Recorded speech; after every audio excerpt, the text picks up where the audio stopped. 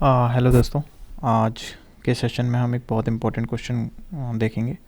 The question is find the first character which is find the first repeating character in a string. देखने में तो ये question बहुत ही simple दिखता है, बट थोड़ा सा ट्रिकी है, और हम आज इसी क्वेश्चन के ट्रिकी पार्ट को समझेंगे।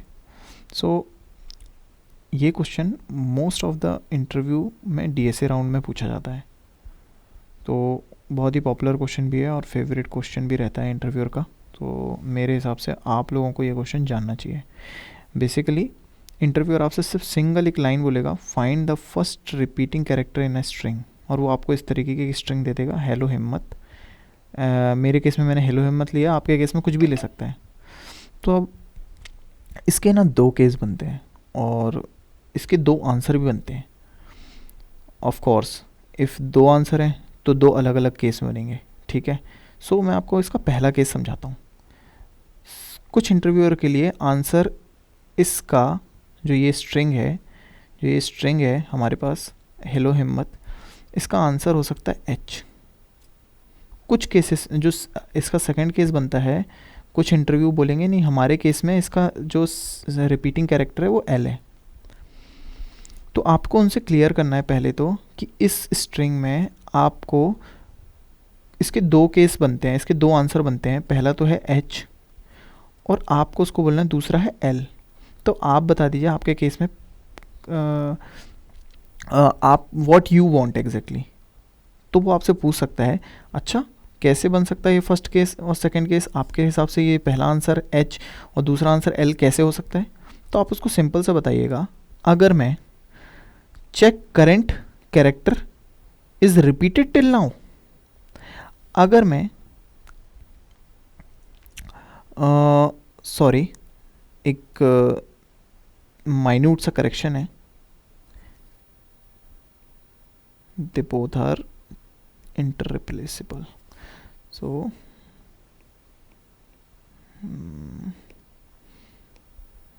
इस केस में एल होगा और इस केस में एच होगा। नाउ ये कैसे होगा, लेट्स सी। तो इफ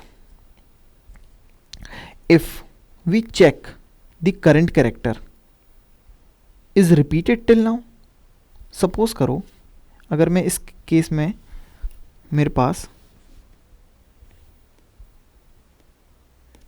पास हेलो हिम्मत है,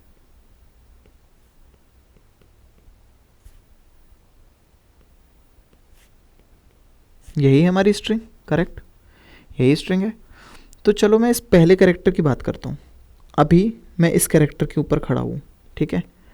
अब मैं इसको चेक करूँगा, क्या ये कैरेक्टर मेरा पहले क्या पास्ट में रिपीट हुआ है, मतलब आया है, तभी तो मैं कह सकता हूँ कि ये जो एच है मेरा रिपीटेड है। पर मैं देखूँगा नहीं, ये तो अभी तक रिपीट ही नहीं हुआ। फिर मैं आगे बढ़ जाऊँगा, ई में आ जाऊँगा, ठीक है। अब मैं ई में आ जाऊँगा तो मैं फिर से ई को चेक करूँगा, इस कैरेक्टर को, ई को, इट इज़ रिपीटेड मीन्स क्या ये मेरे पहले, इससे पहले क्या कभी ई कैरेक्टर आ चुका है, नो। फिर मैं आगे बढ़ जाऊँगा और मेरा करंट कैरेक्टर हो जाएगा एल। फिर मैं एल को चेक करूँगा, क्या पहले, इससे पहले एल आ चुका है, नो। फिर मैं आगे बढ़ जाऊँगा, नाउ अब मैं फिर इस, मेरा करंट कैरेक्टर है एल, हेलो का सेकंड वाला एल, तो मैं चेक करूँगा क्या ये ऑलरेडी रिपीटेड है। मैं बोलूँगा yes it is repeated, yes it is repeated. तो मेरे केस में आंसर एल हो जाएगा, इस केस में मेरा आंसर क्या होगा, एल हो जाएगा, करेक्ट। नाउ अब दूसरा केस लेते हैं। दूसरा केस मेरा क्या है, एच। अब ये एच किस केस में होता है, एच केस में होता है कि जब हम character for the current check for the current character is present in the string in another index, okay. इसको मैं बोल सकता हूँ लुक फॉरवर्ड। इसको मैंने लुक बैकवर्ड क्यों बोला यहाँ पर, बिकॉज हम हर एक बार कैरेक्टर को चेक करते हैं और पीछे की तरफ देखते हैं, क्या वो ऑलरेडी प्रेजेंट है, प्रेजेंट है तो हम चेक करते हैं। अगर वो यस प्रेजेंट है तो हम बोल देते हैं हमारा करंट कैरेक्टर रिपीटेड है, और अगर वो रिपीटेड नहीं है, हम चेक करते हैं करंट कैरेक्टर प्रेजेंट एग्जिस्ट नहीं करता है पास्ट में, तो वो रिपीटेड नहीं है। अब इस केस में हम क्या करते हैं, लुक फॉरवर्ड करेंगे। अगेन मैं वो ले लेता हूँ, स्ट्रिंग ले लेता हूँ अपनी, जो अपनी स्ट्रिंग क्या है, हेलो हिम्मत, करेक्ट। इस पहले केस में अगर आप देखोगे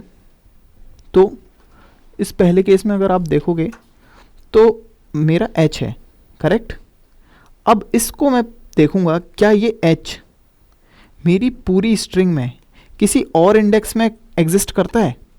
आप बोलोगे यस इट इज़ एग्जिस्टेड, और यही मेरा पहला कैरेक्टर है जो ऑलरेडी अनदर इंडेक्स में मेरी इस स्ट्रिंग में, इस पूरी स्ट्रिंग में एग्जिस्ट करता है, करेक्ट।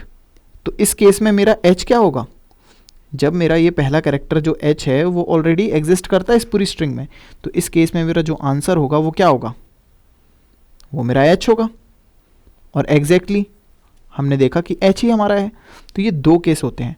तो आपको जब भी ये क्वेश्चन पूछा जाए, first repeating character in the string, in the given string, in my case that is hello हिम्मत, तो आपको पूछना है और आपको बताना है इंटरव्यूअर को कि इसके दो आंसर होते हैं सर, एक होता है L और एक होता है H। फर्स्ट केस जो L है वो कब आता है, जब हम लुक बैकवर्ड की तरफ देखते हैं, क्या ऑलरेडी ये एग्जिस्ट आ चुका है। और सेकंड केस में H कब होता है आंसर, जब हम देखते हैं कि क्या ये जो पहला कैरेक्टर ऑलरेडी एग्जिस्ट करता है इस पूरी स्ट्रिंग में। तो यही मेरा पहला कैरेक्टर है जो कि डुप्लीकेट है इस स्ट्रिंग में, H। होप यू गाइस आपको समझ में आया होगा। अभी के लिए इतना ही, मैं इसका नेक्स्ट वीडियो में इसके दोनों का सोल्यूशन बताऊंगा। तब तक के लिए मैं आपको हिंट देता हूं कि पहले वाले का, कि पहला केस हम कैसे कर सकते हैं। पहले केस के लिए जो कि हमारा फर्स्ट केस है, इसके लिए हमको चेक करना पड़ेगा कि ये किस डेटा स्ट्रक्चर से होता है। तो आपको बताना है मुझे कि ये किस डेटा स्ट्रक्चर का यूज़ करके मैं इसको सॉल्व कर सकता हूँ, ठीक है। स्ट्रक्चर का यूज़ करके सॉल्व कर सकता हूँ मैं। सेकंड वाले के लिए हम हैश मैप यूज़ करेंगे, बेसिकली मैप इंटरफेस यूज़ करेंगे। नाउ हैश मैप के दो तरीके हैं जिनसे मैं इसको सॉल्व कर सकता हूँ। एक तो है सिंपल हैश मैप,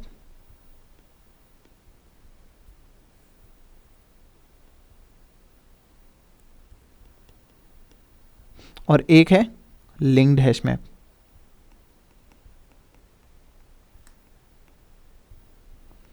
तो बिफोर सॉल्विंग दैट प्रॉब्लम मैं आपसे एक्सपेक्ट करता हूँ इन दोनों में से कोई एक तरीका तो आपको आना चाहिए, और मैं आपसे एक्सपेक्ट करता हूँ कि आपको इनके बारे में तो एटलीस्ट पता हो कि ये हैश मैप होता क्या है, ये लिंक्ड हैश मैप होता क्या है, ये मैप एक्चुअली में होता क्या है, करेक्ट। आपको इनके बारे में पता होना चाहिए कि ये है क्या एक्चुअली में, है ना। इनकी फंक्शनैलिटी क्या है, इनके बिहेवियर क्या है, ये किस टाइप के डेटा स्ट्रक्चर को अपने अंदर कंटेन करते हैं, है ना। तो ये आपको मैं एक्सपेक्ट करता हूँ इस क्वेश्चन को सॉल्व कराने से पहले कि आपको आता हो। अगर नहीं आता है तो मैं इसके लिए एक सेपरेट वीडियो बनाऊंगा जिसमें मैं इन डिटेल मैप समझाऊंगा, और ये मैप को इन डेप्थ लेकर जाऊंगा कि इसके कितने तरीके के यूज़ हो सकते हैं। इसमें कंक्यूरेंसी आती है, सिंक्रोनाइजेशन होता है ना, काफ़ी चीज़ें होती हैं जो कि अभी मॉडर्न मैप में इम्प्लीमेंट की गई हैं, वो भी मैं समझाऊंगा।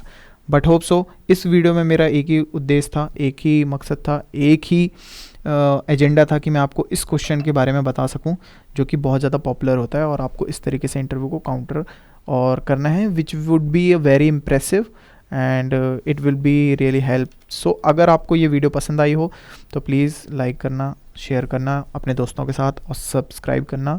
तब तक के लिए मैं आपसे बाय बोलता हूँ, और मैं अब अगली वीडियो में आपको मिलूँगा इस सेकंड केस को सॉल्व करते हुए कोडिंग के साथ और लॉजिक के साथ। सो तब तक आप हेल्दी रहिए, stay calm, stay tune, bye bye.